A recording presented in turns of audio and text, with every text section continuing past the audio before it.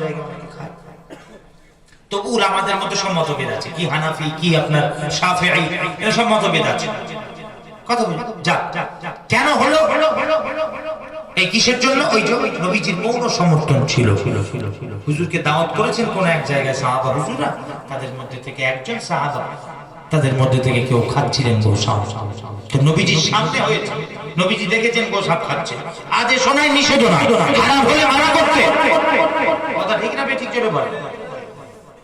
তাহলে জায়েজ, ওইটা চলবে, জায়েজ। কি ওটা?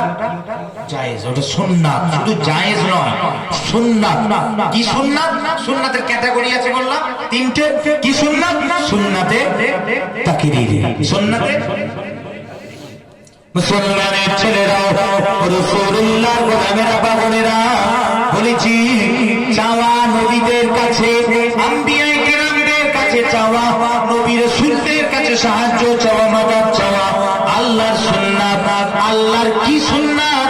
আল্লাহর সুন্নাতে তাকরীরি, সুন্নাতে তাকরীরি। ওই কঠিন হাসরের দিনে, যেদিন গোটা হাসরবাসী পেরেশান হয়ে আল্লাহ আরশের মধ্যে জালওয়াগার হবে, আল্লাহ জালওয়াগার হবে, আল্লাহর সামনে গোটা হাসরবাসী সাহায্য চাইতে যাবে আদম নবীর কাছে, নূহ নবীর কাছে, শেষ নবী, করতে করতে করতে করতে একেবারে মুসা নবী, ঈসা নবী পর্যন্ত সকলেই ইনকার করে দেবে, বলবেন যাও চলে যাও, আমরা কিছু করতে পারবো না।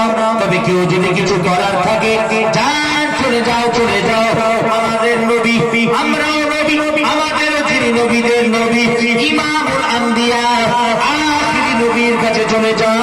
কিন্তু মুসলমান এখানে যেটা বোঝানোর বিষয়, তা হলো সমস্ত হাসরবাসী বাঁচার জন্য তারা সাহায্য চাইতে যাবে আল্লাহর সামনে, নবীদের ধরে ধরে, নবীদের দরওয়াজায় দরওয়াজা, নবীদের কাছে কাছে, আদম নবী বাঁচা, নূহ নবী বাঁচা। আল্লাহ নিষেধ করেন নাই, করবেন না, হাদিসে কোনো কথা নেই। আল্লাহর নিষেধ সেই দিন থাকবে না, আল্লাহর আদেশও থাকবে না, নিষেধও থাকবে না। অতএব বোঝা যাচ্ছে নবী ভাইদের কাছে চাওয়া জায়েজ, জায়েজ শুধু নাই, জায়েজ শুধু নাই, আল্লাহ কসম, আল্লাহর কসম, আল্লাহ মৌন সমর্থন, ইয়ানি সুন্নাতে তাকরীরি জোরে বলে। আল্লাহ সুন্নাত, সুন্নাতে তাকরীরি, আল্লাহর আদেশ।